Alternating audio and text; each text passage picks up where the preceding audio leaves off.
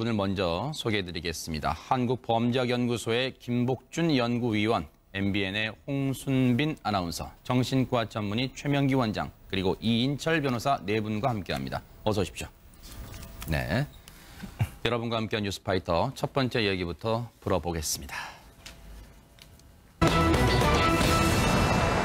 너무나도 안타깝고 그리고 어이가 없는 그런 참사입니다. 어제요, 이 충북 제천에 있는 스포츠센터에서 불이 나서요, 현재까지 29명의 안타까운 목숨이 숨지고 또 29명이 다치는 참사가 발생했습니다.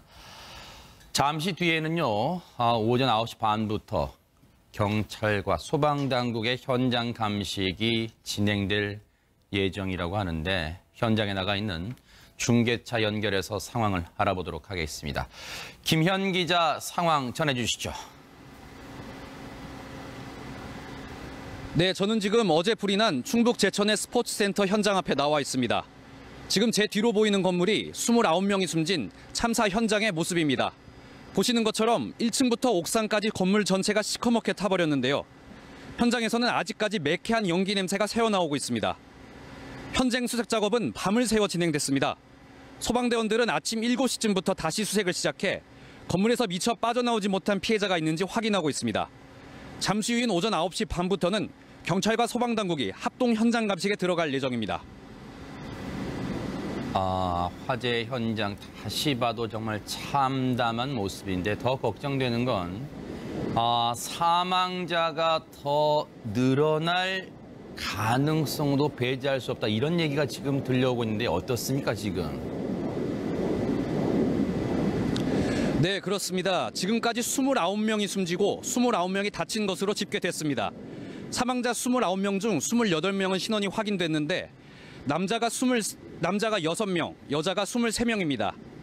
희생자 대부분이 여성인데 2층 여성 사우나에서 가장 많은 20명의 사망자가 발견됐습니다. 이들은 화재 당시 사우나 시설에 갇혀 있다가 미처 피하지 못해 변을 당한 것으로 추정됩니다. 아직까지 정확한 사고 원인은 밝혀지지 않았습니다. 소방당국은 주차장 천장에서 불이 시작됐는지 아니면 1층 주차장에서 차에서 불이 번진 것인지 정확한 사고 원인을 조사 중입니다. 잠시 뒤인 오전 9시 반부터는 소방당국과 국가수 등이 현장 감식을 진행해 정확한 화재 원인을 파악할 예정인데 사망자가 더 늘어날 가능성도 배제할 수 없는 상황입니다. 지금까지 충북 제천의 스포츠센터 현장 앞에서 MBN 뉴스 김현입니다. 너무나 안타깝습니다. 조금 전에 김현 기자가 전해드린 것처럼 저 8층짜리 건물이 화염과 연기에 휩싸이는 데는 채 20분도 걸리지 않았습니다. 홍순빈 아나운서. 네, 그렇습니다. 이곳은요, 그러니까 충북 제천 어제 오후 3시 53분경이었습니다. 네. 이제 충북 제천에 이제 1층부터 8층까지 지금 보시는 것처럼 건물 전체를 통째로 사용하는 종합 스포츠 센터에서 불이 난 건데요. 어제 화재 당시의 모습이네요. 그렇습니다. 네. 이렇게 굉장히 지금 이제 불길과 또 연기에 휩싸여 있는 모습을 보는데, 네. 사실 이제 그 화재 원인에 대해서는 지금 두 가지 가능성이 나오고 있지만, 네. 이제 화재 초기에는 불길이 이렇게까지는 크지 않았을 것으로 보고 있습니다. 네. 한 목격자 이제 진술에 토대로 얘기를 해보면요, 네. 이제 밖에서 펑 하는 소리가 나와서 불길에 뭔가 흔적이 느껴지길래 나가봤더니. 네. 차량에서 불이 나고 있었다라고 네. 얘기하는 분도 있었고요. 네. 그리고 또 다른 분은 또 이제 천장에서 불이 좀 번지고 있었다. 네. 뭐 이런 얘기가 있었는데, 네. 어쨌든 1층에서 불이 시작된 것으로 보이고 이 불이 정말 짧은 시간에 건물 8층 전체까지 휩싸인 것으로 보고 있습니다. 네. 저 8층짜리 건물은요, 이 복합센터입니다. 여러 가지 다중 이용 시설인데 여러 가지 이 시설들이 저 8층에 들어와 있어요. 지금 홍순빈 아나운서, 지금 가장 많은 사망자가 났던 게 지금 2층입니다. 지금 저 건물이 2층과 3층은 대중 목욕탕, 그러니까 사우나 시설이 있고요. 네. 또 4층과 7층에는 헬스장이 마련되어 있습니까, 혹시? 네, 그렇습니다. 네. 이제 이 건물 구조를 먼저 한번 살펴보면요. 네. 일단 1층은 비어 있습니다. 주차장으로 사용하고 있는데, 이른바 지난번 포항 지진 때도 많이 언급이 됐던 필로티 건물이군요. 필로티식 건물. 그렇습니다. 뭐 따로 이제 벽을 설치해 놓지 않고 기둥만으로 이제 기둥만 지탱해 설치되어 놓는 있는데. 바로 그런 구조고요. 그다음에 이제 스포츠 센터 이제 2층부터 시작이 됩니다. 이제 2층에 일단은 목욕탕이 있습니다. 네. 2층과 3층 목욕탕이 있는데 2층은 여성 고객들이 사용하는 목욕탕, 3층은 이제 남성 고객들이 사용하는 목욕탕입니다. 아하. 그리고 나서 이제 3층, 이제 4층부터 6층까지 헬스클럽이 있고요. 네. 7층에는 이제 스포츠 댄스장이 있는데 네. 주로 이제 피해자가 2층 여성 손님이 사용하는 2층 사우나에서 많이 일어났고 네. 그다음에 7층과 헬스클럽인 6층에서 이제 피해자가 나왔고 네. 6층과 7층 사이 계단에서도 현재까지 이제 2명의 사망자가 나옵니다. 아, 지금 김복준 의원, 네. 앞서 김현 기자도 전해드렸습니다만은 지금 29명의 안타까운 목숨, 정말 고귀한 목숨이 지금 희생이 됐는데 2층과 3층, 사우나 시설이 있는 2층과 3층, 그중에서도 2층에서 20명의 지금 사망자가 나왔습니다. 이거 왜 그런 걸까요? 이 미처 대피를 하지 못한 걸까요? 어떻습니까? 일단은 이제 필로티 구조라고 제가 그 말씀하셨잖아요. 네네. 필로티 구조가 돼가지고 밑에서 불이 발생하면 네. 이른바 불쏘시개 효과라는 게 있어요. 아하. 밑에서 불을 떼가지고 불쏘시개 효과가 있는데 네.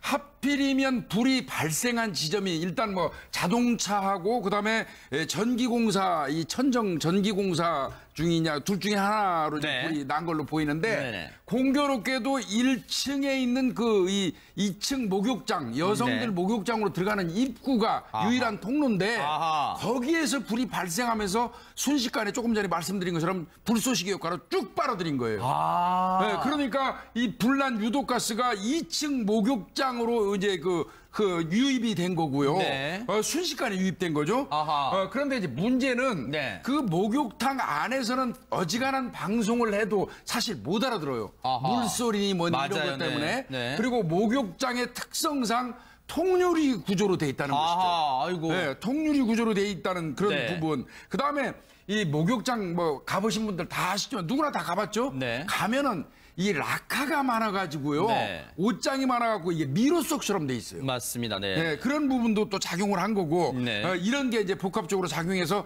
아마 여성분들이 뒤늦게 이 네. 가스가 찬 상태에서 위기감을 느끼었을 때는 이미 나가는 입구도 이제 폐쇄돼서 불이 나고 있었고 네. 그러니까 아마 이제 흡연실 쪽으로 여성 대부분이 이제 아마 대피를 했던 것 같습니다. 네네. 그런데 이 가스를 네. 이제 흡입해서 사망에 이르게 된 것이죠. 네.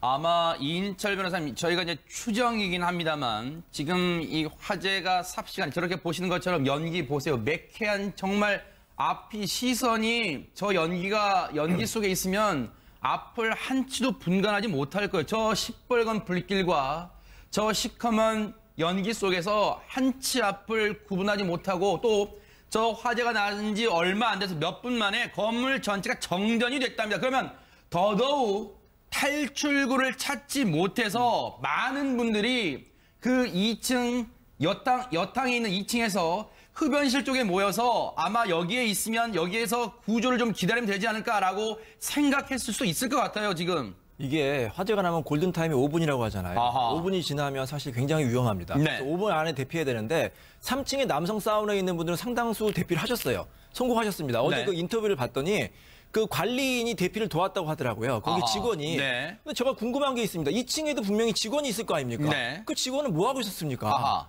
그 구조를 누구보다 잘 알았을 거 아닙니까? 빨리 화재가 났으면 빨리 대피를 시켰어야 되고요. 네. 그리고 이 건물 구조 자체에 굉장히 큰 문제가 있습니다. 네. 이 선진국 같은 경우에 이런 경우에 허가를 아마 안 해줬을 거예요. 네. 화재가 났을 때 비상구가 반드시 확보가 돼야 되고요. 네. 그런 다중 이용 시설 같은 경우에는 이 마감재도 그렇고 네. 충분히 많은 사람이 충분히 화재 5분 안에 대피할 수 있게 충분히 만들어야 되거든요. 네. 근데 아까 위원님께서 말씀하셨듯이 미로처럼 돼 있고 네. 굉장히 대피하기 어렵게 돼 있잖아요. 아하. 그건 그야말로 인재 중에 인재입니다. 네.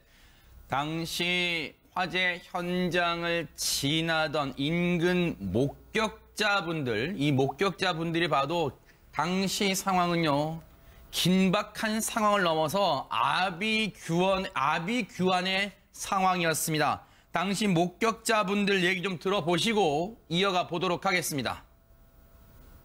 2시간 돼서 운동 가는 시간이거든. 전화를 해보니까 저 옥상에 있더라고. 세 다리 같은데 그거 타고 내려오셔가지고 병원으로 바로 갔어. 어린아이가 막 뛰어나오면서 옷을 막 입지도 못하고 그냥 대충 갖고 막 나오는 그것도 봤고, 내려오면서 2층에 내 마누라가 있다. 구해달라. 벽돌을 주워서 하얀 차량을 유리창을 깨가지고 앞으로 차를 뺀 뒤에 그 후에 이제 그 크레인이 들어와서 앞 위에 작업을 시작을 했죠. 홍순빈 아나운서. 네. 지금 이 생존자분들의 이 증언 등을 통해 보면 2층에서 지금 이 여탕이 있는 2층입니다. 여기서 지금 이 흡연실에서요.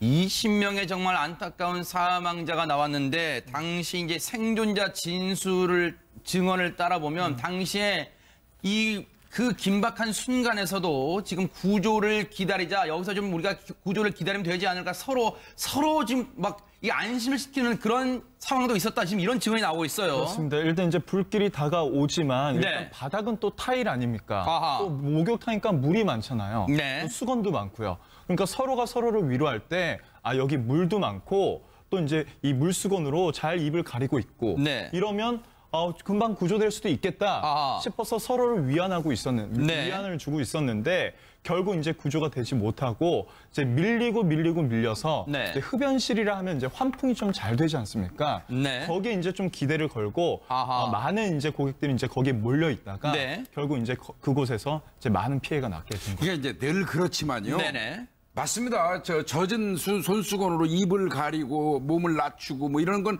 이제 기본적으로 나와 있는데요. 이 경우는 상황이 좀 다르다는 거예요. 네. 어떤 게 문제가 있냐면 아까도 말씀드렸지만 목욕장은 저 특성상 그 공기가 외부에서 들어온 걸 차단하는 통유리 형태로 돼 있어요. 네. 거기에다가 그 입구에서 순식간에 유독가스가 유입이 돼 버리니까 네. 사실은 사망하신 분들의 어떤 그 불에 의한 희신 훼손이 전혀 없어요. 전부 다 유독가스입니다. 네. 이런 경우는 탈출하는 길밖에는 없는 거거든요. 사실은. 근데 이제 그 부분이 굉장히 안타깝고 아까 우리 이인철 변호사님 말씀하신 것처럼 누군가 안내를 해서 사람을 데리고 나왔어야 되는 거예요. 예. 거기에다가 이 추정이긴 합니다만 흔히 그 대중 목욕 시설을 보면 이인철 변호사님 이 바닥은 타일로 되어 있습니다만 그 외 옷장이랄지 그리고 이 수건 등을 놓는 그 함이랄지 대부분 불에 잘 타기 쉬운 그런 재질로 되어 있단 말이에요. 이 부분도 이 인명피해를 키운데 이 원인이 되지 않았나 이런 생각도 해봅니다. 그러니까 많은 분들이 오해하는 게 목욕탕, 물이 많으니까 안전하겠지. 그게 아니에요. 지금 이 물로 이 불을 끌 수 있는 상황이 아닙니다. 그리고 아까 지적했듯이 유독가스가 굉장히 위험하거든요. 네. 이 유독가스는 피할 수가 없는 거예요. 그러니까 굉장히 좀 가연적인 소재가 많이 있잖아요. 그러니까 빨리 네. 5분 내에 탈출했어야 되는데 그게 실패한 거거든요. 아하. 그래서 이제 한 곳에 이제 대피하고 있다니까 얼마나 끔찍한 겁니까? 네. 그러니까 초기에 좀 그 관리인이나 직원이 상황 판단을 굉장히 잘못한 것 같습니다. 네. 그리고 방송 같은 시설, 사이렌 같은 것도 그리고 가장 안타까운 게 뭐냐면 네. 스프링쿨러가 없어요. 이 건물에는. 이렇게 많은 사람들이 이용하는 건물 어떻게 스프링쿨러가 없습니까? 현행법에 보면은 네. 11층 이상이 돼야 되고 5,000제곱미터 이상이 돼야지만 스프링쿨러가 의무적으로 설치가 돼 있대요. 네. 아니 세상에 그런 법이 어디 있습니까? 이렇게 많은 사람들이 이용하는 시설 같은 게 반드시 스프링쿨러가 적용이 돼야 되잖아요. 그러니까 빨리 좀 법도 좀 빨리 바꿨으면 좋겠습니다. 지금 앞서 목격자분들의 이 증언을 들어보셨습니다만 저 아비규환의 현장에서 정말 이분들도 마음이 편치는 않으실 것 같아요. 하지만 생존되신 분들 그 생생한 좀 증언을 들어보시고 이어가 보도록 하겠습니다. 화장실로 불빛이 보이더라고요. 자꾸 연기가 너무 나와가지고 난간에 올라앉아서 기다리다가 좀 뜨거워가지고 자꾸 뜨거워서 연기도 많이 나와서 스프는 뭐 그런 건 뭐 전혀 없었고 그런 거 없었어요. 그리고 2층 밑에서 이제 1층 중간쯤 왔을 때 정말 알람 같은 게 울렸어요. 지금요, 최명규 원장님.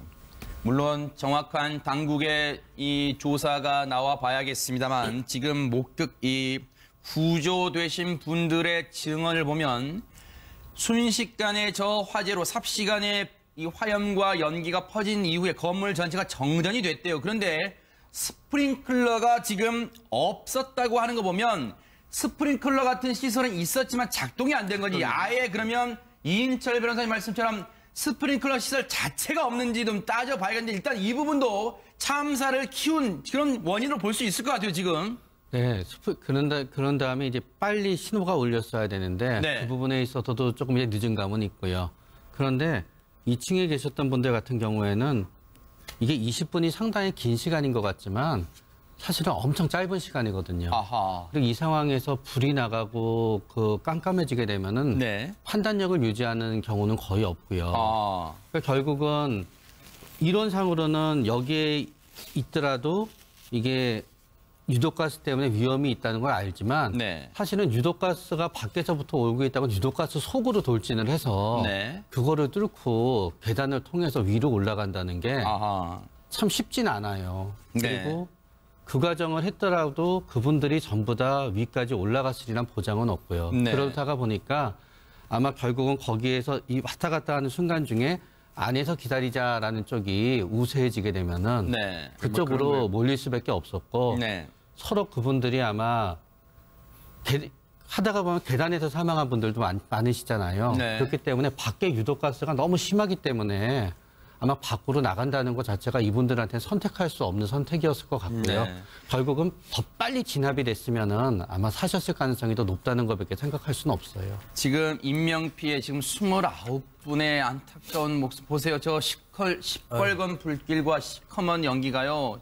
불과 몇 시간 만에 불꽃이 발생한 지 몇 분 만에 저렇게 저 건물 8층 전체가 불길에 휩싸인 게 20분도 채 안 됐답니다. 그런데 인명피해가 클 수밖에 없었던 문제점들이 제기가 되고 있는데 앞서 김복준 의원님 말씀처럼 출입구가 하나밖에 없는데 그게 막혔고 그리고 출입구조차도 이 잘 안 보였다면 일부 보도를 보니까 수건등을 그 목욕탕에 수건등을 놓는 함이 이 비상구를 막고 있었다 이런 보도도 지금 나오고 있어요. 그러다 보니까 출입구를 찾는 게 원천적으로 봉쇄된 상태에서 거기에다가 이 설상가상으로 한쪽 면은 목욕탕의 특성상일지는 모르겠습니다만 통유리로 되어 있기 때문에 저게 일반 망치나 이런 걸로 쉽게 깨지지 않는 지금 소방대도 저 창문을 깨기 위해서 애를 먹었다고 말할 정도로 지금 그런 상황이 통유리 된 상황이었고 거기에다가요 홍순빈 아나운서 네.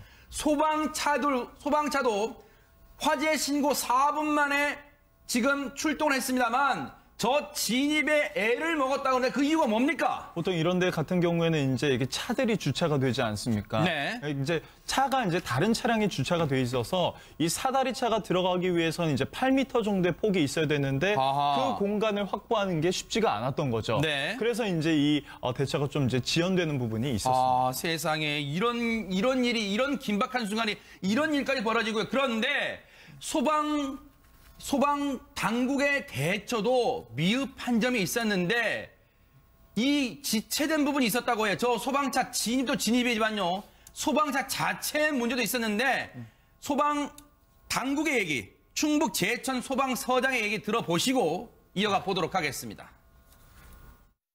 지금은 앞쪽이 말끔히 정리가 됐지만은 그 상황 때 주차가 돼 있는 차량들이 있었어요. 차량들 때문에 사다리 차가 접근을 못하는 거죠. 날씨가 춥다 보니까 중간에 있는 파이프가 터졌습니다. 그런 거 있었지 진압을 못하는 이제 그런. 지금 앞쪽에는 지금 창문이 그렇게 없습니다. 그래서 저희도 진입을 할 때 2층에 있는 유리를 파손해서. 지금요, 물론 당시 한 분이라도 더 구하기 위해서 충북 제천 소방서가 현장에 출동해서 이 차들도 정리해서 빼내고 공간을 확보하고 구조에 이 최선을 다한 거 저희도 인정하고 그러고 싶습니다. 그런데 앞서 설명드렸지만 소방차의 사다리차가 고장이 나서 민간업체 사다리차가 동원해서 구조가 됐어요. 김복준 의원님. 네, 이게 왜 무슨 사고만 나면 고장 나는 게 이렇게 많습니까? 우리나라는. 네? 얼마 전에도 불과 바다 사고, 선박 사고 났을 때도 맨 고장 나가지고 그러고 평상시에 국민들이 생명을 담보로 하고 있는 소방이라든지 해경이라든지 그러면 거기에서는 유사시에 출동해서 항상 작동할 수 있도록 장비를 완벽한 상태로 유지하고 있는 게 의무 아닙니까? 근데 우리나라는 무슨 사고만 나면 이거는 또 왜 갑자기 사다리차 유압 밸브가 터집니까? 날이 추워서 터졌다? 그건 이건 변명거리도 안 되는 거고요. 제가 지금 보니까 민간 사다리로 아마 3명을 구조한 걸로 알고 있어요. 그러면 결국 그 민간인들이 다 하는 거예요. 이게 국가 권력이 국민을 지켜주지 못하고 이런 부분은 평상시에 제대로 정비 안 하고 관리 안 한 책임이 있는 것이죠. 이제 이런 거 문제 있고요. 지금 이게 사실인지 여부는 좀 따져봐야 되겠습니다. 제가 좀 확인을 해보니까 통유리를 깨고 2층 통유리를 깨고 구조해야 된다고 주변에 있는 사람들이 많이 이야기를 했다는 거예요. 근데 소방에서 좀 주저한 부분이 있다 이런 얘기가 나오고 있거든요. 뭐 이 얘기가 사실인지 여부는 제가 모르겠습니다만 그거는 나중에 추후 확인을 해봐야 될 것 같아요. 이 부분도 분명히 좀 확인이 필요할 것 같고요. 뭐 여전히 우리가 늘 방송에서 얘기하지만 소방차가 진입할 수 있는 그 길에 7m 정도의 도로를 확보하라는 얘기는 우리가 얼마나 많이 얘기했어요. 근데 여전히 안 지켜지는 거 이거는 뭐 소방 당국도 그렇지만 우리 국민들 스스로도 이런 부분 좀 생각해 볼 필요는 있습니다. 지금요. 이 앞서 이 주민분들의 증언에서 나왔잖아요. 그 필로티 구조로 된 1층에 그리고 주변에 주차된 차가 있어서 진입에 민간 사다리차가 진입에 애를 먹으니까 이분들이 어떻게 한 줄 아세요? 그 차를 벽돌 같은 것도 유리창을 깨서 차를 앞뒤로 뺐습니다. 그래서 그 민간 사다리차가 들어오는데 공간을 확보해 준 거예요. 오히려 이런 위급한 순간에 시민들의 기지가 오히려 더 빛을 발하는 거예요, 지금. 더 큰 참사를 이분들 덕분에 또 막을 수도 있었다 이런 생각도 드는데 순간 이분들이 기지를 발휘한 거예요. 그런데 지금 보세요. 29분의 안타까운 목숨을 앗아간 이 화마요. 그런데 안타까운 저 곳에요. 어느 분 하나 정말 안타까운 사연이 없지 않을 것 같습니다만 지금 저곳에요. 홍순변 아나운서 엊그제 수능을 본 학생도 있었다. 뭐 그런 얘기가 있어요. 이 학생이 그러니까 바로 이 29명의 사망자 중에서 가장 어린 학생입니다. 피해자입니다. 이제 이 학생이 이제 좀 안타까운 사연이 이어지고 있는데 숨지기 전에 이제 마지막으로 통화한 사람은 아버지였다고 합니다. 그래서 이제 아버지한테 얘기를 하는 게 나름대로 또 아버지를 좀 안심을 시키려고 했었던 것 같아요. 지금 뭐 학교에서 배운 대로 고개를 숙이고 위로 올라가고 있다. 보통 학교에서 이렇게 그렇게 알려주잖아요. 뭐 내려가지 못한 상황이면 1층에서 불이 나면 가급적 계속 위로 올라가라. 뭐 이렇게 가르쳐주는데 그걸 잘 따르고 있다. 연기가 좀 많이 나서 그걸 내내 피하려고 고개를 숙인 채 통화하는 중이다. 이렇게 얘기를 하다가 나중에 이제 연락이 갑자기 안 된 겁니다. 아우 세상에. 그리고 나서 이제 나중에 이 한 목걸이, 흰색 꽃잎 모양의 목걸이를 이제 발견하는데 그거를 이제 알고 보니까 얘기를 들어보니까 우리 딸이 차고 있던 그 목걸이인데 이러면서 이제 이 피해 사례가 이 사망 소식이 알려지게 된 거죠. 이 학생이요. 수능을 보고 나서 나 이제 대학생 되니까 열심히 운동해서 살도 빼고 멋진 몸매도 만들고 그럴 거야라고 이 가족들한테 해맑은 얼굴로 다짐도 하면서 그리고 갔던 헬스클럽이었다고 합니다. 그래서 더더욱 가족분들한테 안타까움을 지금 더해주고 있어. 주변 분들한테도 안타까움을 더해주고 있는데 이 여고생이요. 엊그제 수능을 본 여고생이 당일날 어제 화재 참사 당일날 할머니랑 친할머니랑 같이 저곳을 찾았다고 하는데 하루아침에 친손녀를 잃으신 이 할머니 얘기 좀 들어보시고 이어가 보도록 하겠습니다. 친정 엄마, 손녀딸, 외할머니, 그 어머니도 이제 50밖에 안 돼서 딸도 19살 수능 보고 불이 났잖아. 불이 나가지고 연기도 전화가 통화가 안 되니까 찾느라고 진짜 찾느라고 못 찾았대잖아요. 한 사람이라도 살았어야지 이제 한 사람이라도 아이고 세상에 스스로는 그냥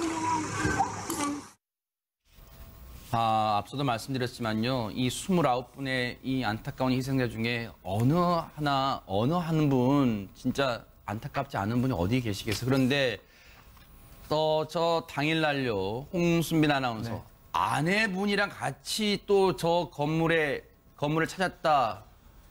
혼자 아내는 잃고 혼자 살아남으신 남편의 얘기도 지금 전해지고 있어요. 그러니까 60대 남성과 그리고 50대 여성 두 분이 이제 부부입니다. 아하. 60대 남성은 대피를 잘 한 거예요.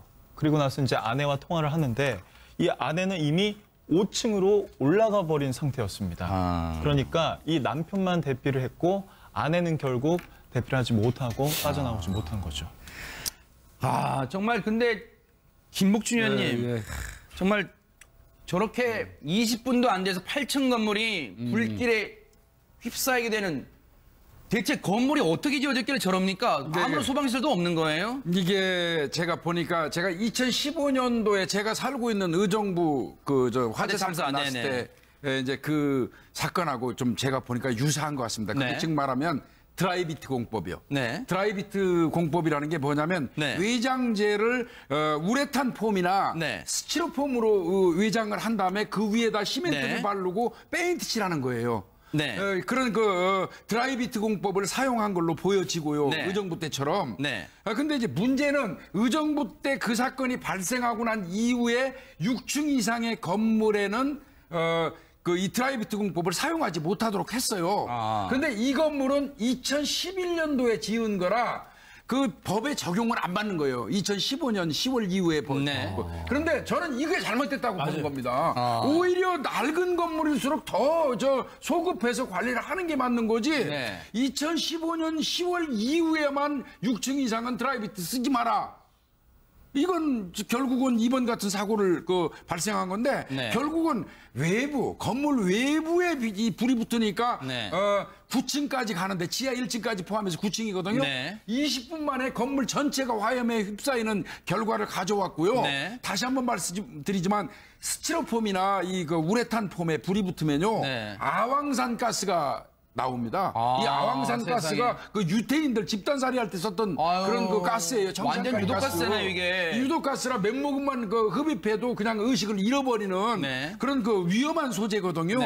그래서 저는 이 법 자체가 문제가 좀 있다. 이것도 역시 아까 이인철 변호사님 말씀하신 것처럼 이거 인재입니다. 드라이비트 공법으로 만든 외장재가 얼마나 무서운지 그 실험하는 영상도 저희가 준비했는데 일단 보여드릴게요. 말씀 중에 보여드릴 텐데 순식간에요. 순식간에 그냥 이 불을 붙이면 순식간에 불길이 치솟습니다. 바로 이 장면이에요. 드라이비트 공법으로 만든 외장재를 시험하는 건데 보세요. 저렇게 순식간에 물론 약간 빠르게 불 붙었을 땐 빠르게 돌렸습니다만 저렇게 보세요. 걷잡을 수 없어요. 한 번 불 붙으면요. 이인철 변호사님 걷잡을 수 없이 위까지 번지고 있어요 지금. 그러니까 아까 위원님 잘 지적했듯이 왜 이런 건물을 그대로 놔둡니까? 법을 소급 적용해야죠. 재산권 침해? 재산권 침해가 지금 문제가 됩니까? 사람의 생명이 지금 앗아갈 수가 있는 상황이잖아요. 그러니까 이런 건물을 그렇다고 다 지금 부수고 새로 지을 수는 없고 이런 건물일수록 지금 마감재 같은 경우 리몰레딩 한다든지 아니면 화재에 빨리 대피할 수 있도록 출입구를 더 만든다든지 이렇게 특별히 보강을 해야 돼요. 그렇지 않으면 오늘과 같은 참사, 제2, 제3의 참사 언제든지 발생할 수가 있거든요. 빨리 좀 이걸 시급하게 좀 개선을 해야 됩니다. 이 드라이비트를 이제 또 사용한 그 이유가 있었습니다. 그러니까 원래 예전 이 건물 소유주가 현 소유주에게 이 건물을 이제 넘깁니다. 경제적 상황이 좋지 않은 상황에서 넘겼고 그래서 이제 현 소유주가 이걸 이어받았는데요. 건물 외벽의 모습을 좀 바꿔보고 싶었던 거예요. 그러니까 이제 페인트 대신에 이제 한마디로 덕지 붙였다고 표현을 할 수도 있을 것 같습니다. 근데 이제 외관만 변할 뿐만 아니라 사실은 이게 이제 또 방음 효과도 있다. 이제 내부의 그 열 효율을 높인다. 이런 장점이 있어서 이런 걸 사용을 했던 것 같은데 이거에 대한 이제 안전에 대한 문제는 꾸준히 제기돼 왔습니다. 그러니까요. 왜 이렇게요? 저 8층 건물이 화염과 시뻘건 화염과 시커먼 유독가스에 뒤덮이기까지는 20분도 걸리지 않았는데 왜 이렇게 화가 커졌을까요? 왜 이렇게 참사가 났을까요? 소방 전문가이신 공하성 교수 얘기 좀 들어보시고 이어가 볼 텐데 저희가 잠시 뒤에 공하성 교수 인터뷰가 준비가 되면 저희가 들려드리기로 하고요. 앞서 이인철 변호사님. 김복준 의원님이 지적하신 대로 우리가 매번 뉴스파이트도 매번 지적합니다만 대체 언제까지 나 몰라라는 식으로 소방차 진입도 어렵게 차를 아무 데나 주차하는 거예요? 이거 어떻게 해야 됩니까, 이거? 정말 이제 개념 없는 사람들인데요. 불법 주차. 근데 현행법상 처벌이 과태료 4만 원에서 10만 원밖에 안 됩니다. 그리고 제 생각에는 아무리 우리가 이렇게 백날 얘기해봐야 과태료 올려봐야 불법 주차는 할 수밖에 없어요. 워낙 좁은 골목이 있을 수밖에 없고 이 시민의식이 확 바뀌지 않거든요. 자, 그러면 어떻게 해야 되느냐? 패러다임을 완전 바꿔야 됩니다. 제 생각에는. 언제까지나 불법 주차된 따라 때문에 소방차 진입 못해가지고 이렇게 사람들 참사를 방관만 할 겁니까? 바꿔야 되죠. 어떻게 적응을 해야겠죠. 자, 그런 도로도 들어갈 수 있게 만들어야 돼요. 어떻게 구조를 바꾸든지 시스템을 바꾸든지. 이번에 민간이 가서 구했잖아요. 민간은 어떻게 가서 구했나요? 패러다임 완전 바꿔야 됩니다. 불법 주차 이것 때문에 못 갔다. 어쩔 수 없다. 미안하다. 언제까지 우리가 국민들이 이런 말 듣고 있어야 됩니까? 이제는 이런 환경에 적응을 해야죠. 시스템 완전 바꿔가지고 그 소방 인력, 그다음에 소방 장비도 그 신형으로 바꿔야 되고요. 아까 소방차가 출동했는데 굴절 사다리차가 펴지지 않아가지고 구조 못했다고 했잖아요. 근데 이삿짐차는 어떻게 구조했습니까? 완전 바꿔야 됩니다. 의식과 이 시스템 완전 전면적으로 재정비해야 됩니다. 김복준 의원님, 이 방송을 시청하시는 분들 중에는 너무 울분이 나서 이런 생각하시는 분도 계실 거예요. 아니 저렇게 소방차 진입을 막고 있는 차들을 이 중장비들을 동원해서 일단 제거를 한 다음에 일단 공권력으로 제거를 한 다음에 빨리 소방차가 진입하게 해야 되는 걸 법으로 좀 만들어야 되는 거 아니야? 이런 말씀도 하실 것 같아요. 근데 이제 중장비를 동원을 하려면요. 그 동원하는 시간이 또 시간이 걸리나요? 그러니까 제 생각은요. 애초부터 소방서에서 출동하기 이전에 저런 차를 끌고 나오는 중장비를 소방이 주야 될 것 같아요. 같이 출동하거나 동시에 출동할 수 있는 그 지역의 어떤 그 중장비하고 유기적인 관계를 맺어놓거나. 근데 중장비의 특성상 이동이 또 용이하지는 않아요. 그렇기 때문에 이 차를 그런 길에 대는 거를 자제해 주는 게 중요할 것 같고요. 제가 또 다시 한 번 말씀드리지만 저 평상시에 소방 고생하는 거 진짜 누구보다 잘하는 사람이에요. 근데 요번에 또 이 사다리 차가 고장이 나서 작동이 안 됐다 하는 거는 상당히 좀 불편합니다.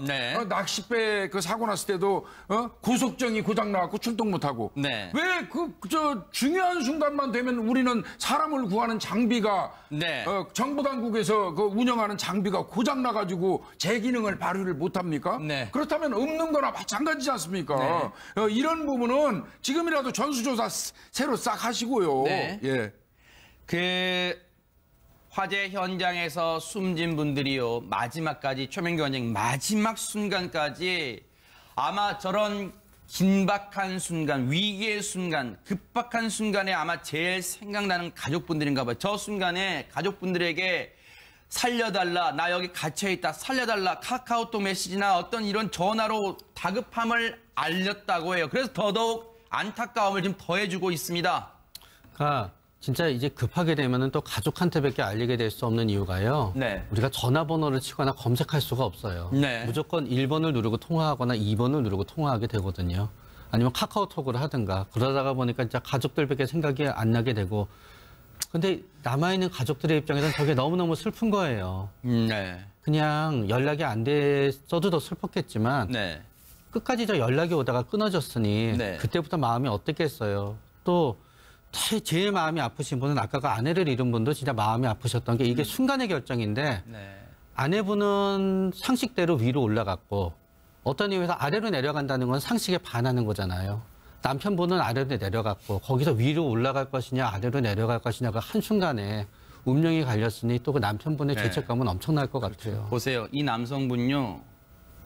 평생 자신을 자책하고 고통 속에 사실 것 같아요. 보세요.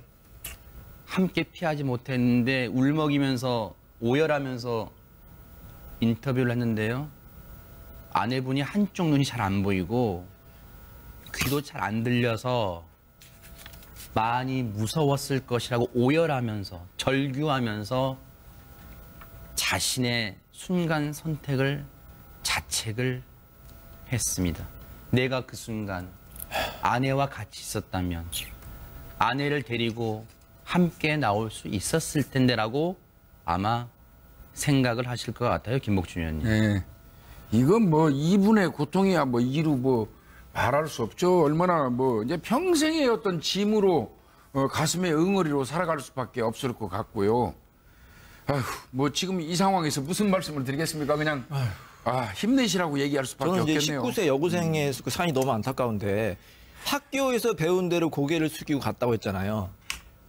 정말 저희들이 죄송합니다. 어른들이 잘못해가지고 이렇게 어린 학생들이 희생됐기 때문에 고인의 명복을 빌겠습니다. 죄송합니다. 지금 네 이인철 변호사님도 안타까움에 지금 목이 메어서 지금 눈물도 흘리십니다만 지금 바로 시청자분들도 같은 마음이실 거예요. 어떻게 언제까지 이 대한민국이 저런 후진국형 대형 참사에 우리가 가슴 아파하고 눈물을 우리가 같이 흘려야 되겠습니까? 이건 후진국형 인재예요. 깜깜한 야심한 시각도 아니고요. 대낮입니다.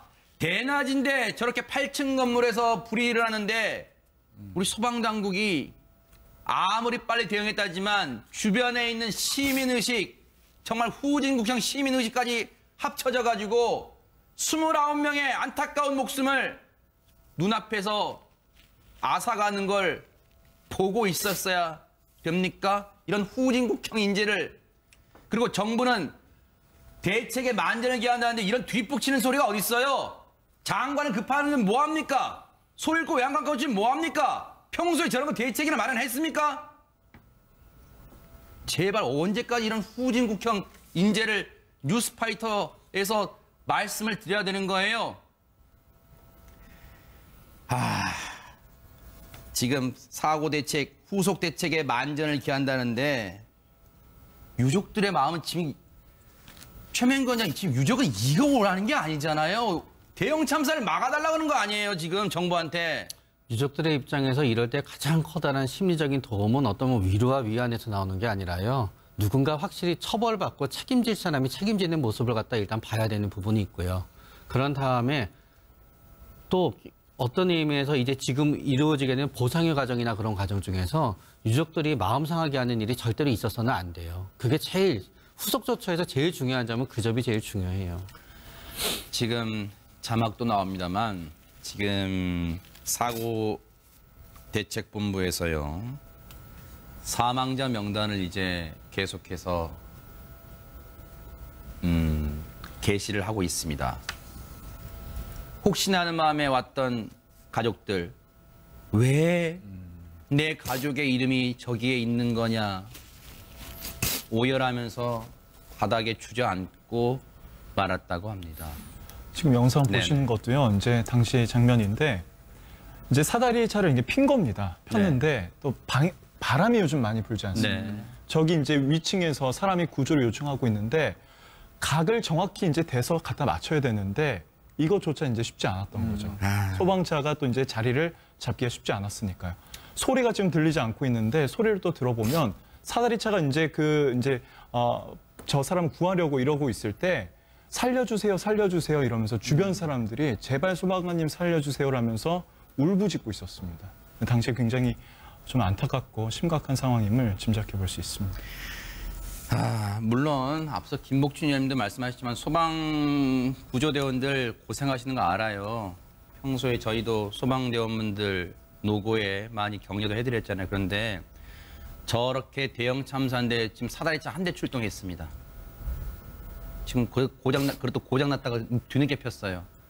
언제까지 예산 타령하면서 장비가 없으니까 못 구한다면 할 거예요. 아니 못 구하면 강력하게 요구를 하세요. 아니 그리고 왜 저런 장면을 우리가 언제까지 분노에 차서 비판해야 됩니까? 저 장비가 허둥지둥 되고 있잖아요. 각도 못 맞춰서 구조를 기다리는데 애타게 기다리는데 저 사다리가 각을 못 맞춰서 정말 할 말이 없습니다. 말이 안 나옵니다. 유가족분들의 이 비통하고 황망한 심정을 누가 달래줄 수 있습니까? 정말 안타깝습니다. 사고 원인 정확히 밝혀내서 철저하게 밝혀내시고 지금 목격자분들 얘기로는요. 필로티 구조로 된 1층에서 자동차에서 불이 시작됐다고 하는 분도 있고 당시 전기공사, 배전공사가 있어서 천장에서 났다는 분도 있기 때문에 누구 책에 어떻게 화재가 났는지 반드시 발본색원 해내서 이 안타까운 희생자들의 원한이라도 풀어주려면 반드시 사고 원인 밝혀주시기 바랍니다. 희생자들의 영면을 기원하겠습니다. 자, 여러분과 함께한 뉴스파이터. 벽돌 같은 것도 유리창을 깨서 차를 앞뒤로 뺐습니다. 그래서 그 민간 사다리차가 들어오는데 공간을 확보해 준 거예요. 오히려 이런 위급한 순간에 시민들의 기지가 오히려 더 빛을 발하는 거예요, 지금. 더 큰 참사를 이분들 덕분에 또 막을 수도 있었다, 이런 생각도 드는데 순간 이분들이 기지를 발휘한 거예요. 그런데 지금 보세요. 29분의 안타까운 목숨을 앗아간 이 화마요. 그런데 안타까운 저곳에요. 어느 분 하나 정말 안타까운 사연이 없지 않을 것 같습니다만 지금 저곳에요. 홍순변 아나운서. 네. 엊그제 수능을 본 학생도 있었다, 뭐 그런 얘기가 있어요. 이 학생이 그러니까 바로 이 29명의 사망자 중에서 가장 어린 이제 학생입니다. 피해자입니다. 네. 이제 이 학생이 이제 좀 안타까운 사연이 이어지고 있는데 네. 숨지기 전에 이제 마지막으로 통화한 사람은 아버지였다고 합니다. 그래서 이제 아버지한테 얘기를 하는 게 나름대로 또 아버지를 좀 안심을 시키려고 했었던 것 같아요. 지금 뭐 학교에서 배운 대로 고개를 숙이고 위로 올라가고 있다. 보통 학교에서 이렇게 그렇게 알려주잖아요. 뭐 내려가지 못한 상황이면 1층에서 불이 나면 가급적 계속 위로 올라가라. 뭐 이렇게 가르쳐주는데 그걸 잘 따르고 있다. 연기가 좀 많이 나서 그걸 내내 피하려고 고개를 숙인 채 통화하는 중이다. 이렇게 얘기를 하다가 나중에 이제 연락이 갑자기 안 된 겁니다. 아우, 세상에. 그리고 나서 이제 나중에 이 한 목걸이, 흰색 꽃잎 모양의 목걸이를 이제 발견하는데 그걸 이제 알고 보니까 얘기를 들어보니까 우리 딸이 차고 있던 그 목걸이인데 이러면서 이제 이 피해 사례가 이 사망 소식이 알려지게 된 거죠. 이 학생이요. 수능을 보고 나서 나 이제 대학생 되니까 열심히 운동해서 살도 빼고 멋진 몸매도 만들고 그럴 거야라고 이 가족들한테 해맑은 얼굴로 다짐도 하면서 그리고 갔던 헬스클럽이었다고 합니다. 그래서 더더욱 가족분들한테 안타까움을 지금 더해주고 있어. 주변 분들한테도 안타까움을 더해주고 있는데 이 여고생이요. 엊그제 수능을 본 여고생이 당일날 어제 화재 참사 당일날 할머니랑 친할머니랑 같이 저곳을 찾았다고 하는데 하루아침에 친손녀를 잃으신 이 할머니 얘기 좀 들어보시고 이어가 보도록 하겠습니다. 친정엄마, 손녀딸, 애할머니, 그 어머니 이제 50밖에 안 돼서 딸도 19 수능 보고 있어. 불이 났잖아. 불이 나가지고 연기도 전화가 통화가 안 되니까 찾느라고 진짜 찾느라고 못 찾았대잖아요. 한 사람이라도 살았어야지 한 사람이라도. 아이고 세상에 스스로는 그렇겠냐. 앞서도 말씀드렸지만요. 이 29분의 이 안타까운 희생자 중에 어느 한 분 진짜 안타깝지 않은 분이 어디 계시겠어요. 그런데 또 저 당일날요. 홍순빈 아나운서 아내분이랑 같이 또 저 건물을 찾았다. 혼자 아내는 잃고 혼자 살아남으신 남편의 얘기도 지금 전해지고 있어요. 그러니까 60대 남성과 그리고 50대 여성 두 분이 이제 부부입니다. 60대 남성은 대피를 잘 한 거예요. 그리고 나서 이제 아내와 통화를 하는데 이 아내는 이미 5층으로 올라가 버린 상태였습니다. 그러니까 이 남편만 대피를 했고 아내는 결국 대피를 하지 못하고 빠져나오지 못한 거죠. 정말 근데 김복준 의원님 정말 저렇게 20분도 안 돼서 8층 건물이 불길에 휩싸이게 되는 대체 건물이 어떻게 지어졌길래 저럽니까? 아무런 소방시설도 없는 거예요? 이게 제가 보니까 제가 2015년도에 제가 살고 있는 의정부 화재 참사 났을 때 이제 그 사건하고 좀 제가 보니까 유사한 것 같습니다. 그게 즉 말하면 드라이비트 공법이요. 드라이비트 공법이라는 게 뭐냐면 외장재를 우레탄 폼이나 스티로폼으로 외장을 한 다음에 그 위에다 시멘트를 바르고 페인트 칠하는 거예요. 네. 그런 드라이비트 공법을 사용한 걸로 보여지고요. 네. 의정부 때처럼. 네. 근데 이제 문제는 의정부 때 그 사건이 발생하고 난 이후에 6층 이상의 건물에는 이 드라이비트 공법을 사용하지 못하도록 했어요. 그런데 이 건물은 2011년도에 지은 거라 그 법에 적용을 안 받는 거예요. 2015년 10월 이후에 법. 네. 그런데 저는 이게 잘못됐다고 보는 겁니다. 오히려 낡은 건물일수록 더 소급해서 관리를 하는 게 맞는 거지. 네. 2015년 10월 이후에만 6층 이상은 드라이비트 쓰지 마라. 이건 결국은 이번 같은 사고를 발생한 건데 네. 결국은 건물 외부에 이 불이 붙으니까 네. 9층까지 가는데 지하 1층까지 포함해서 9층이거든요. 네. 20분 만에 건물 전체가 화염에 휩싸이는 결과를 가져왔고요. 네. 다시 한번 말씀드리지만 스티로폼이나 우레탄 폼에 불이 붙으면요. 네. 아황산 가스가 나옵니다. 이 아황산 가스가 유태인들 집단살이 할 때 썼던 그런 가스예요. 완전 유독가스잖아요, 이게. 유독가스라 맹목만 흡입해도 그냥 의식을 잃어버리는 네. 그런 위험한 소재거든요. 네. 그래서 저는 이 법 자체가 문제가 좀 있다. 이것도 역시 아까 이인철 변호사님 말씀하신 것처럼 네. 이거 인재입니다. 드라이비트 공법으로 만든 외장재가 얼마나 무서운지 실험하는 영상도 저희가 준비했는데 일단 보여드릴게요. 말씀 중에 보여드릴 텐데 순식간에요. 순식간에 그냥 이 불을 붙이면 순식간에 불길이 치솟습니다. 바로 이 장면이에요. 그건 뭐. 드라이비트 공법으로 만든 외장재를 시험하는 건데 보세요. 저렇게 순식간에 물론 약간 빠르게 불 붙었을 땐 빠르게 돌렸습니다만 저렇게 보세요. 걷잡을 수 없어요. 한 번 불 붙으면요. 이인철 변호사님 걷잡을 수 없이 위까지 번지고 있어요 지금. 그러니까 아까 위원님 잘 지적했듯이 왜 이런 건물 그대로 놔둡니까? 네. 법을 소급 적용해야죠. 재산권 침해? 재산권 침해가 지금 문제가 됩니까? 사람의 생명이 지금 앗아갈 수가 있는 상황이잖아요. 그러니까 이런 건물을 그렇다고 다 지금 부수고 새로 지을 수는 없고 이런 건물일수록 지금 마감재 같은 경우는 리모델링 한다든지 아니면 화재에 빨리 대피할 수 있도록 출입구를 더 만든다든지 이렇게 특별히 보강을 해야 돼요. 네. 그렇지 않으면 오늘과 같은 참사, 제2, 제3의 참사 언제든지 발생할 수가 있거든요. 네. 빨리 좀 이걸 시급하게 좀 개선을 해야 됩니다. 네. 이 드라이비트를 이제 또 사용한 이유가 있었습니다. 네. 그러니까 원래 예전 이 건물 소유주가 네. 현 소유주에게 이 건물을 이제 넘깁니다. 경제적 상황이 좋지 않은 상황에서 넘겼고 네. 그래서 이제 현 소유주가 이걸 이어받았는 특성상 통유리 구조로 돼 있다는 것이죠. 아이고. 네, 통유리 구조로 돼 있다는 그런 네. 부분. 그다음에 이 목욕장 가보신 분들 다 아시죠? 누구나 다 가봤죠? 네. 가면은 이 락카가 많아가지고요. 네. 옷장이 많아갖고 이게 미로석처럼 돼 있어요. 맞습니다. 네. 네, 그런 부분도 또 작용을 한 거고 네. 이런 게 이제 복합적으로 작용해서 아마 여성분들이 뒤늦게 이 네. 가스가 찬 상태에서 위기감을 느끼었을 때는 이미 나가는 입구도 이제 폐쇄돼서 불이 나고 있었고 네. 그러니까 아마 이제 흡연실적으로 여성 대부분이 이제 아마 대피를 했던 것 같습니다. 네네. 그런데 이 가스를 네. 이제 흡입해서 사망에 이르게 된 것이죠. 네.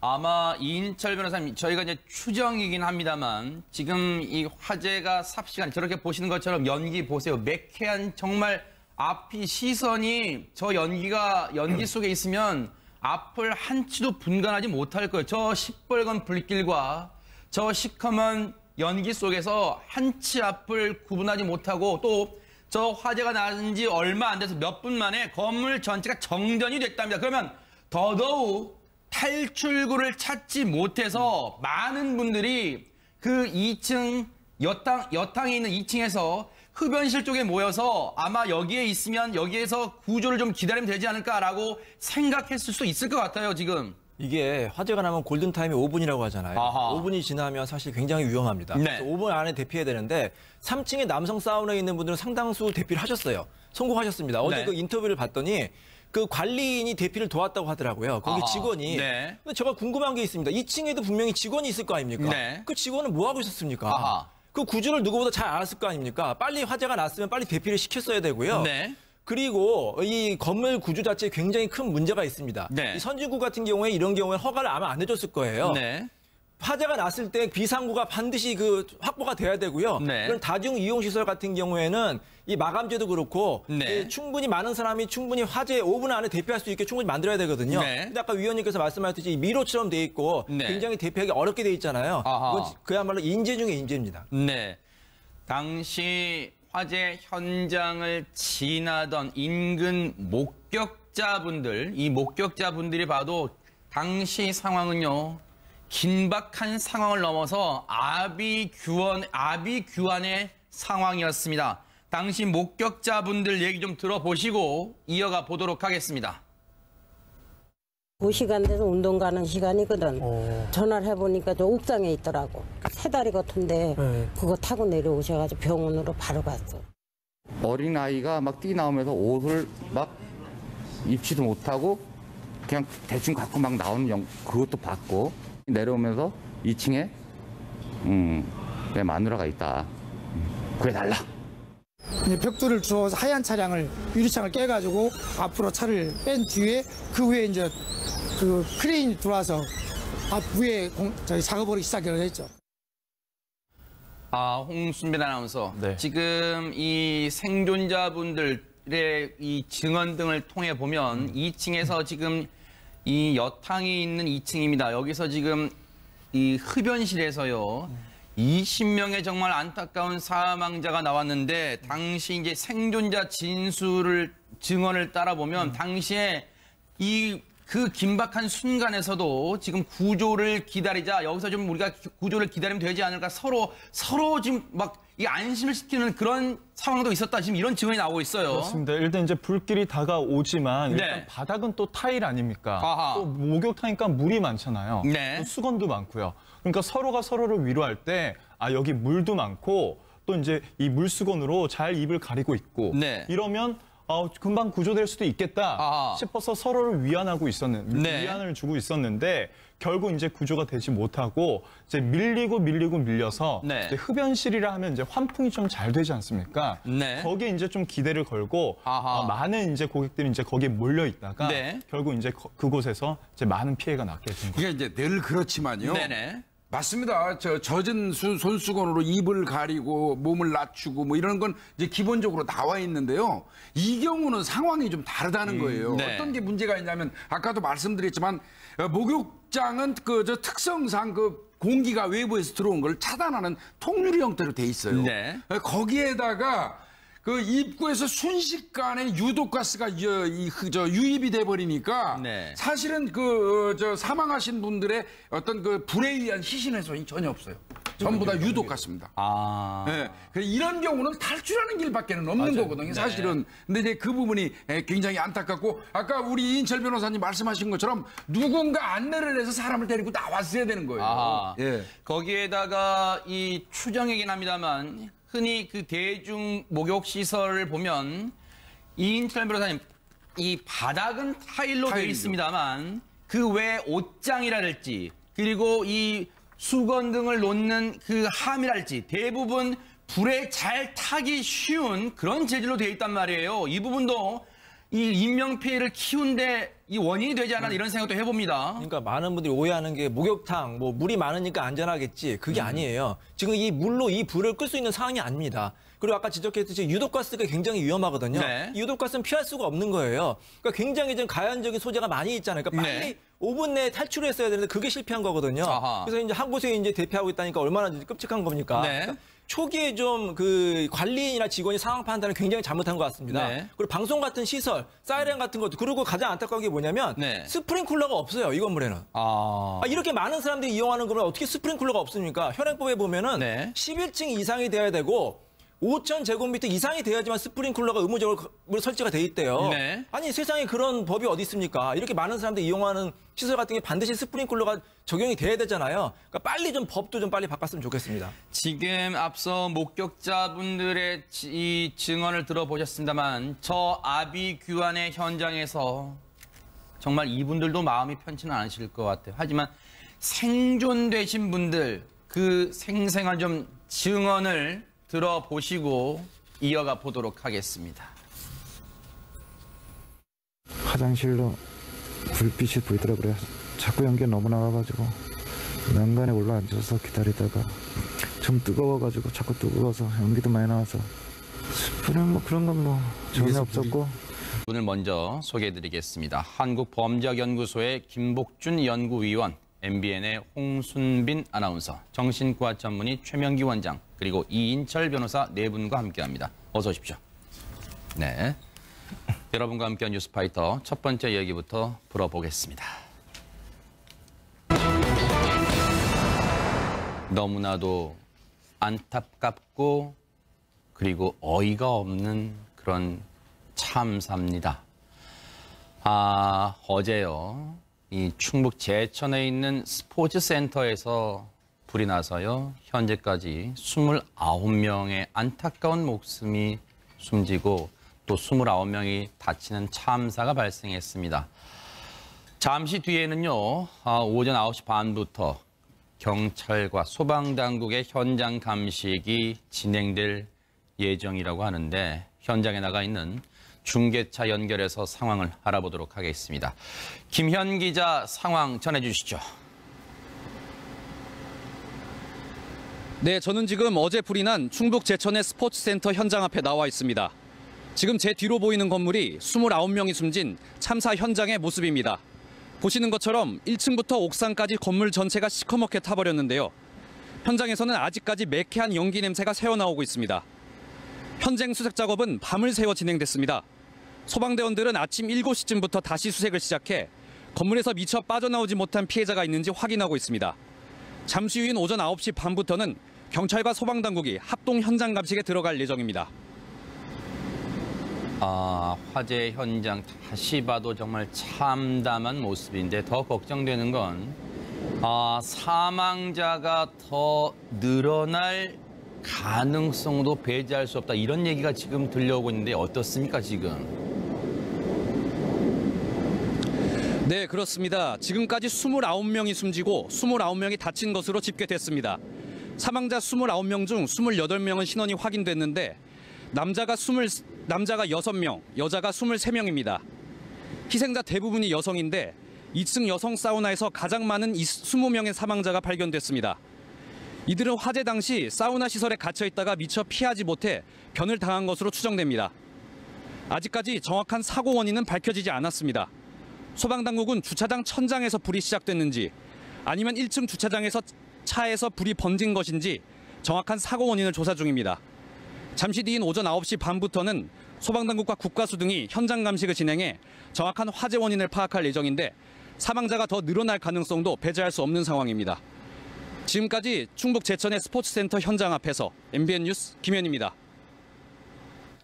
너무나 안타깝습니다. 조금 전에 김현 기자가 전해드린 것처럼 저 8층짜리 건물이 화염과 연기에 휩싸이는 데는 채 20분도 걸리지 않았습니다. 홍순빈 아나운서. 네, 그렇습니다. 이곳은요, 그러니까 충북 제천 어제 오후 3시 53분경이었습니다. 네. 이제 충북 제천에요, 이제 1층부터 8층까지 지금 보시는 것처럼 건물 전체를 통째로 사용하는 종합 스포츠 센터에서 불이 난 건데요. 어제 화재 당시의 모습이네요. 그렇습니다. 네. 이렇게 굉장히 지금 이제 불길과 또 연기에 휩싸여 있는 모습을 보는데 네. 사실 이제 그 화재 원인에 대해서는 지금 두 가지 가능성이 나오고 있지만 네. 이제 화재 초기에는 불길이 이렇게까지는 크지 않았을 것으로 보고 있습니다. 네. 한 목격자 이제 진술의 토대로 얘기를 해보면요, 네. 이제 밖에서 펑 하는 소리가 나와서 불길에 뭔가 흔적이 느껴지길래 나가봤더니. 네. 차량에서 불이 나고 있었다라고 네. 얘기하는 분도 있었고요. 네. 그리고 또 다른 분은 또 이제 천장에서 불이 좀 번지고 있었다. 네. 뭐 이런 얘기가 있었는데 네. 어쨌든 1층에서 불이 시작된 것으로 보이고 이 불이 정말 짧은 시간에 건물 8층 전체까지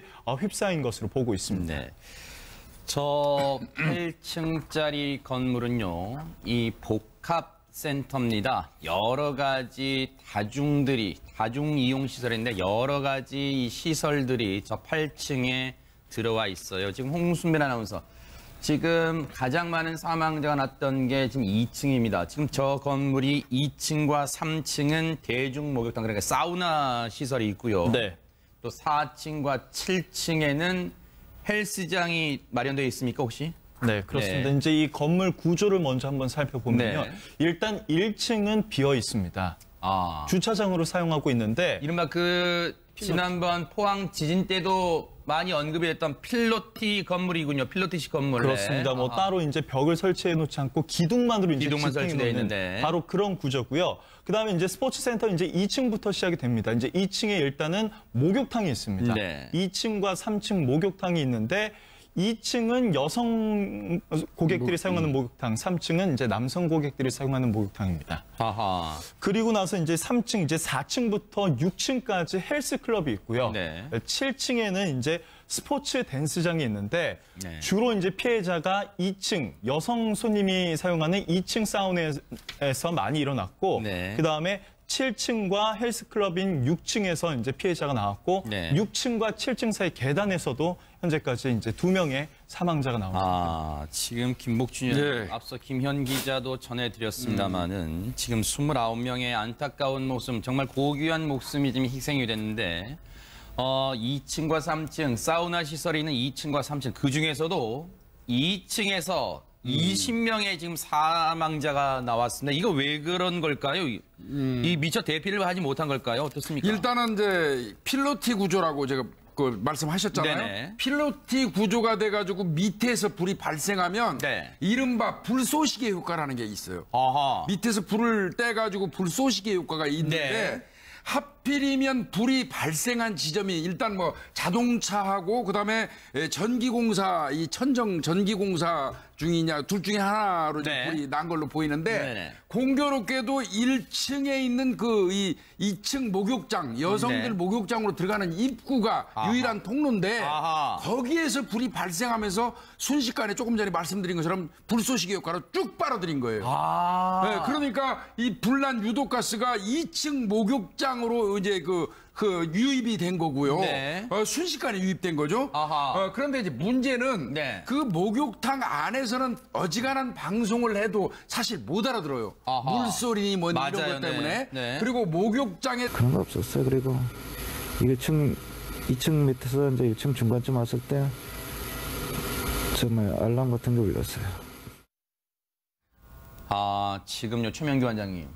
물론 정확한 당국의 이 조사가 나와 봐야겠습니다만 지금 구조되신 분들의 증언을 보면 순식간에 저 화재로 삽시간에 이 화염과 연기가 퍼진 이후에 건물 전체가 정전이 됐대요. 그런데 스프링클러가 지금 없었다고 하는 거 보면 스프링클러 같은 시설은 있었지만 작동이 안 된 거지. 아예 그러면 이인철 변호사님 말씀처럼 스프링클러 시설 자체가 없는지 좀 따져봐야겠는데 일단 이 부분도 참사를 키운 그런 원인으로 볼 수 있을 것 같아요, 지금. 네, 그런 다음에 이제 빨리 신호가 울렸어야 되는데 네. 그 부분에 있어서도 조금 이제 늦은 감은 있고요. 그런데 2층에 계셨던 분들 같은 경우에는 이게 20분이 상당히 긴 시간인 것 같지만 사실은 엄청 짧은 시간이거든요. 아하. 그리고 이 상황에서 불이 나가고 깜깜해지게 되면은 네. 판단력을 유지하는 경우는 거의 없고요. 아. 그러니까 결국은 이론상으로는 여기에 있더라도 이게 유독가스 때문에 위험이 있다는 걸 알지만 네. 사실은 유독가스가 밖에서부터 오고 있다고 유독가스 속으로 돌진을 해서 네. 그거를 뚫고 계단을 통해서 위로 올라간다는 게 아하. 참 쉽진 않아요. 네. 그리고 그 과정을 했더라도 그분들이 전부 다 위까지 올라갔으리란 보장은 없고요. 네. 그러다가 보니까 아마 결국은 거기에서 이 왔다 갔다 하는 순간 중에 안에서 기다리자라는 쪽이 우세해지게 되면은 네. 그쪽으로 몰릴 수밖에 없었고 네. 서로 그분들이 아마 하다가 보면 계단에서 사망한 분들도 많으시잖아요. 네. 그렇기 때문에 밖에 유독가스가 너무 심하기 때문에 아마 밖으로 나간다는 것 자체가 이분들한테 선택할 수 없는 선택이었을 것 같고요. 네. 결국은 더 빨리 진압이 됐으면은 아마 사셨을 가능성이 더 높다는 것밖에 생각할 수는 없어요. 지금 인명피해 지금 29분의 안타까운 목숨 보세요. 저 시뻘건 불길과 시커먼 연기가요.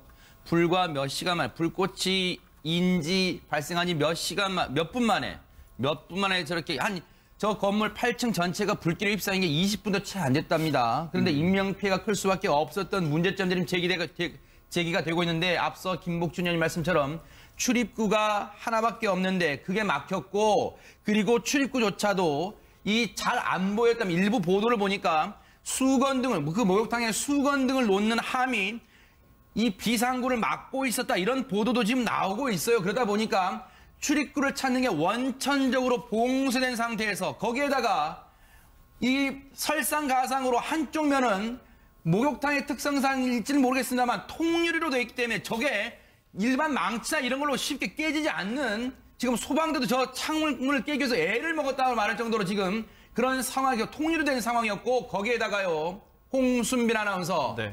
소방차도 화재 신고 4분 만에 지금 출동을 했습니다만 저 진입에 애를 먹었다고 하는데 그 이유가 뭡니까? 보통 이런 데 같은 경우에는 이제 이게 차들이 주차가 되지 않습니까? 네. 이제 차가 이제 다른 차량이 주차가 돼 있어서 이 사다리 차가 들어가기 위해서는 이제 8m 정도의 폭이 있어야 되는데 아하. 그 공간을 확보하는 게 쉽지가 않았던 거죠. 네. 그래서 이제 이 대처가 좀 이제 지연되는 부분이 있었습니다. 아, 세상에 이런 일이 이런 긴박한 순간이 이런 일까지 벌어지고요. 그런데 소방 당국의 대처도 미흡한 점이 있었는데 이 지체된 부분이 있었다고 해요. 저 소방차 진입도 진입이지만요. 소방차 자체의 문제도 있었는데 소방 당국의 얘기, 충북 제천 소방서장의 얘기 들어보시고 이어가 보도록 하겠습니다. 지금은 앞쪽에 말끔히 정리가 됐지만은 그 상황 때 주차되어 있는 차량들이 있었어요. 차량들 때문에 사다리 차가 접근을 못하는 거죠. 날씨가 춥다 보니까 중간에 있는 파이프가 터졌습니다. 그런 거 있었지 진압을 못하는 게 그런. 지금 앞쪽에는 지금 창문이 그렇게 없습니다. 그래서 저희도 진입을 할 때 2층에 있는 유리를 파손해서 지금요 물론 당시 한 분이라도 더 구하기 위해서 충북 제천 소방서가 현장에 출동해서 이 차들도 정리해서 빼내고 공간을 확보하고 구조에 이 최선을 다한 거 저희도 인정하고 그러고 싶습니다. 그런데 앞서 설명드리셨지만 소방차의 사다리차가 고장이 나서 민간업체 사다리차가 동원해서 구조가 됐어요. 김복준 의원님. 네, 이게 왜 무슨 사고만 나면 고장나는 게 이렇게 많습니까? 우리나라는. 네?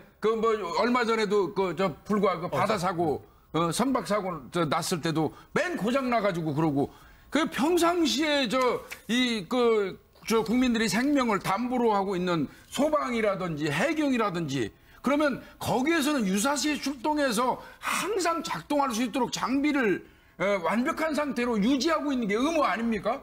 근데 우리나라는 무슨 사고만 나면 이거는 또 왜 갑자기 사다리차 유압 밸브가 터집니까? 날이 추워서 터졌다? 그건 이건 변명거리도 안 되는 거고요. 제가 지금 보니까 민간 사다리로 아마 3명을 구조한 걸로 알고 있어요. 네. 그러면 결국 민간인들이 다 하는 거예요. 이게 국가 권력이 국민을 지켜주지 못하고 이런 부분은 평상시에 제대로 정비 안 하고 관리 안 한 책임이 있는 것이죠. 이제 이런 거 문제 있고요. 지금 이게 사실인지 여부는 좀 따져봐야 되겠습니다. 네. 제가 좀 확인을 해보니까 통유리를 깨고 2층 통유리를 깨고 구조해야 된다고 주변에 있는 사람들이 많이 이야기를 했다는 거예요. 네. 근데 소방에서 좀 주저한 부분이 있다 이런 얘기가 나오고 있거든요. 네. 이 얘기가 사실인지 여부는 제가 모르겠습니다만 그 부분은 나중에 추후 확인을 해봐야 될 것 같아요. 네. 이 부분도 분명히 좀 확인이 필요할 것 같고요. 네. 여전히 우리가 늘 방송에서 얘기하지만 소방차가 진입할 수 있는 그 길에 7m 정도의 도로를 확보하라는 얘기는 우리가 얼마나 많이 얘기했어요. 근데 여전히 안 지켜지는 거 네. 이거는 소방 당국도 그렇지만 우리 국민들 스스로도 이런 부분 좀 생각해 볼 필요는 있습니다. 지금요. 이 앞서 이 주민분들의 증언에서 나왔잖아요. 그 필로티 구조로 된 1층에 그리고 주변에 주차된 차가 있어서 진입에 민간 사다리차가 진입에 애를 먹으니까 이분들이 어떻게 한 줄 아세요? 그 차를 네. 건물 외벽의 모습을 좀 바꿔보고 싶었던 거예요. 그러니까 이제 페인트 대신에 이제 한마디로 덕지 붙였다고 표현을 할 수도 있을 것 같습니다. 네. 근데 이제 외부 이제 외관만 변할 뿐만 아니라 사실은 이게 이제 또 방음 효과도 있다. 이제 내부의 그 열 효율을 높인다. 이런 장점이 있어서 이런 걸 사용을 했던 것 같은데 네. 이거에 대한 이제 안전에 대한 문제는 꾸준히 제기돼 왔습니다. 그러니까요. 왜 이렇게요? 저 8층 건물이 시뻘건 화염과 시커먼 유독가스에 뒤덮이기까지는 20분도 걸리지 않았는데 왜 이렇게 화가 커졌을까요? 왜 이렇게 참사가 났을까요? 소방 전문가이신 공하성 교수의 얘기 좀 들어보시고 이어가 볼 텐데 저희가 잠시 뒤에 공하성 교수 인터뷰가 준비가 되면 저희가 들려드리기로 하고요. 앞서 이인철 변호사님, 네. 김복준 의원님이 지적하신 대로 우리가 매번 뉴스파이트도 매번 지적합니다만 대체 언제까지 나 몰라라는 식으로 소방차 진입도 어렵게 차를 아무데나 주차하는 거예요? 이거 어떻게 해야 됩니까, 이거? 정말 이제 개념 없는 사람들인데요. 불법 주차. 근데 현행법상 처벌이 과태료 4만 원에서 10만 원밖에 안 됩니다. 그리고 제 생각에는 아무리 우리가 이거 백날 얘기해봐야 과태료 올려봐야 불법 주차는 할 수밖에 없어요. 워낙 좁은 골목이 있을 수밖에 없고 이 시민의식이 확 바뀌지 않거든요. 자, 그러면 어떻게 해야 되느냐? 패러다임을 완전 바꿔야 됩니다. 제 생각에는. 네. 언제까지나 불법 주차된 때문에 소방차 진입 못해가지고 이렇게 사람들 참사를 방관만 할 겁니까? 바꿔야 되죠. 네. 어떻게 적응을 해야겠죠. 자, 그런 도로도 들어갈 수 있게 만들어야 돼요. 어떻게 구조를 바꾸든지 시스템을 바꾸든지. 네. 이번에 민간이 가서 구했잖아요. 민간은 어떻게 가서 구했나요? 네. 패러다임 완전 바꿔야 됩니다. 네. 불법 주차 이것 때문에 못 갔다. 어쩔 수 없다. 미안하다. 언제까지 우리가 국민들이 이런 말 듣고 있어야 됩니까? 네. 이제는 이런 환경에 적응을 해야죠. 네. 시스템 완전 바꿔가지고 그 소방 인력, 그다음에 소방 장비도 그 신형으로 바꿔야 되고요. 아까 소방차가 출동했는데 굴절 사다리차가 펴지지 않아가지고 구조 못했다고 했잖아요. 네. 근데 이삿짐차는 어떻게 구조했습니까? 완전 바꿔야 됩니다. 네. 의식과 이 시스템 완전 전면적으로 재정비해야 됩니다. 김복준 의원님, 이 방송을 시청하시는 분들 중에는 너무 울분이 나서 이런 생각하시는 분도 계실 거예요. 아니 저렇게 소방차 진입을 막고 있는 차들을 이 중장비들을 동원해서 일단 제거를 한 다음에 일단 공권력으로 제거를 한 다음에 빨리 소방차가 진입하게 해야 되는 걸 법으로 좀 만들어야 되는 거 아니야? 이런 말씀도 하실 것 같아요. 그런데 이제 중장비를 동원을 하려면요. 그 동원하는 시간이 또 시간이 걸리나요? 그러니까 제 생각은요. 애초부터 소방서에서 출동하기 이전에 저런 차를 끌고 나오는 중장비를 소방이 쥐어야 될 것 같아요. 같이 출동하거나. 동시에 출동할 수 있는 그 지역의 어떤 그 중장비하고 유기적인 관계를 맺어놓거나. 근데 중장비의 특성상 이동이 또 용이하지는 않아요. 그렇기 때문에 이 차를 그런 길에 대는 거를 자제해 주는 게 중요할 것 같고요. 제가 또 다시 한 번 말씀드리지만 저 평상시에 소방 고생하는 거 진짜 누구보다 잘하는 사람이에요. 근데 요번에 또 이 사다리 차가 고장이 나서 작동이 안 됐다 하는 거는 상당히 좀 불편합니다. 낚싯배 그 사고 났을 때도 고속정이 고장 나갖고 출동 못하고 왜 중요한 순간만 되면 우리는 사람을 구하는 장비가 정부 당국에서 그 운영하는 장비가 고장 나가지고 제 기능을 발휘를 못합니까? 그렇다면 없는 거나 마찬가지지 않습니까? 이런 부분은 지금이라도 전수조사 새로 싹 하시고요. 화재 현장에서 숨진 분들이요. 마지막까지 최명규 원장님 마지막 순간까지 아마 저런 긴박한 순간, 위기의 순간, 급박한 순간에 아마 제일 생각나는 가족분들인가 봐요. 저 순간에 가족분들에게 살려달라, 나 여기 갇혀있다, 살려달라, 카카오톡 메시지나 어떤 이런 전화로 다급함을 알렸다고 해요. 그래서 더더욱 안타까움을 좀 더해주고 있습니다. 진짜 이제 급하게 되면은 또 가족한테밖에 알리게 될 수 없는 이유가요. 우리가 전화번호를 치거나 검색할 수가 없어요. 무조건 1번을 누르고 통화하거나 2번을 누르고 통화하게 되거든요. 아니면 카카오톡을 하든가. 그러다가 보니까 진짜 가족들밖에 생각이 안 나게 되고. 근데 남아있는 가족들의 입장에서는 저게 너무너무 슬픈 거예요. 그냥 연락이 안 됐어도 더 슬펐겠지만 끝까지 저 연락이 오다가 끊어졌으니 그때부터 마음이 어땠겠어요. 또 제일 마음이 아프신 분은 아까 아내를 잃은 분도 진짜 마음이 아프셨던 게 이게 순간의 결정인데 아내분은 상식대로 위로 올라갔고 어떤 이유에서 아래로 내려간다는 건 상식에 반하는 거잖아요. 남편분은 아래로 내려갔고 거기서 위로 올라갈 것이냐 아래로 내려갈 것이냐가 한순간에 운명이 갈렸으니 또 그 남편분의 죄책감은 엄청날 것 같아요. 보세요. 이 남성분요.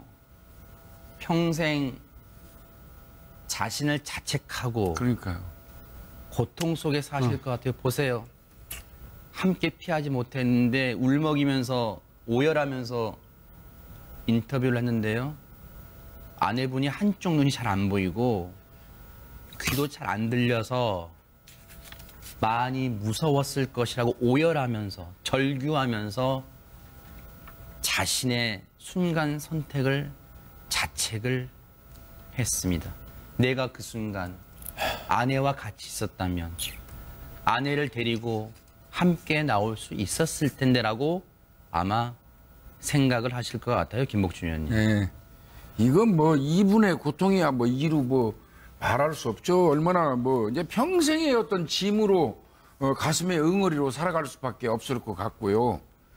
아휴, 뭐 지금 이 상황에서 무슨 말씀을 드리겠습니까? 그냥 힘내시라고 얘기할 수밖에 저는 이제 없겠네요. 19세 여고생의 그 사연이 너무 안타까운데 학교에서 배운 대로 고개를 숙이고 갔다고 했잖아요. 정말 저희들이 죄송합니다. 어른들이 잘못해가지고 이렇게 어린 학생들이 희생됐기 때문에 고인의 명복을 빌겠습니다. 죄송합니다. 지금 네 이인철 변호사님도 안타까움에 지금 목이 메어서 지금 눈물도 흘리십니다만 지금 바로 시청자분들도 같은 마음이실 거예요. 어떻게 언제까지 이 대한민국이 저런 후진국형 대형 참사에 우리가 가슴 아파하고 눈물을 우리가 같이 흘려야 되겠습니까? 이건 후진국형 인재예요. 깜깜한 야심한 시각도 아니고요. 대낮입니다. 대낮인데 저렇게 8층 건물에서